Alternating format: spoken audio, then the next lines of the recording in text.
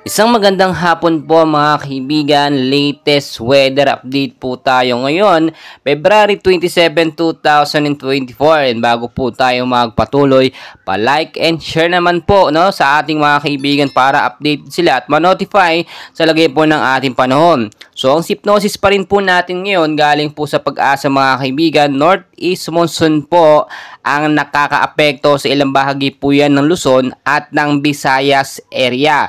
Mga kaibigan, may trap ng low pressure area tayo na binabantayan dito po sa bandang Davao region. So narito na po ang forecast weather condition natin ngayong hapon hanggang bukas po ito.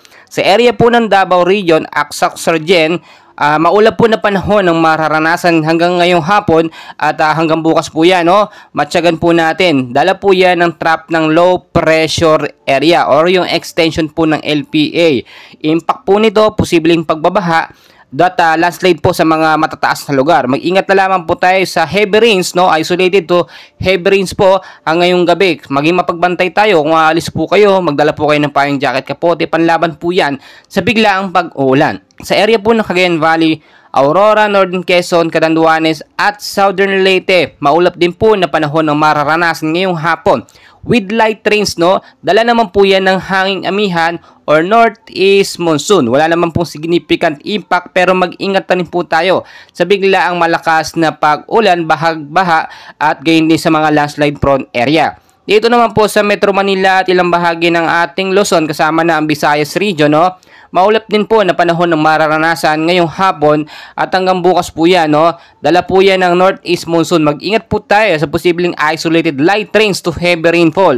Wala namang significant impact pero magdala po tayo ng payong jacket, kapote, panlaban po sa biglaang pag-ulan.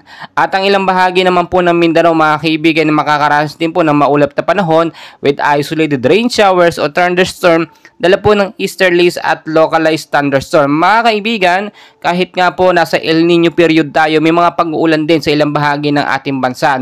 At mag-ingat tayo dahil yung LPA, sinasabi natin na ito'y posibleng maging unang bagyo bago matapos ang buwan ng Pebrero. And hopefully mga kaibigan, walang pumasok na bagyo. Kahit yung paulan-ulan lang, okay na po yun para mabasa yung kalupaan at magkaroon at madiligan ng mga halaman na magsasaka. Mga kaibigan, palagi ko po kayong i-update. At lagi kong paalala, always know the weather before you go para safe at handa po tayo lagi. Maraming salamat po sa inyong lahat. Magandang hapon at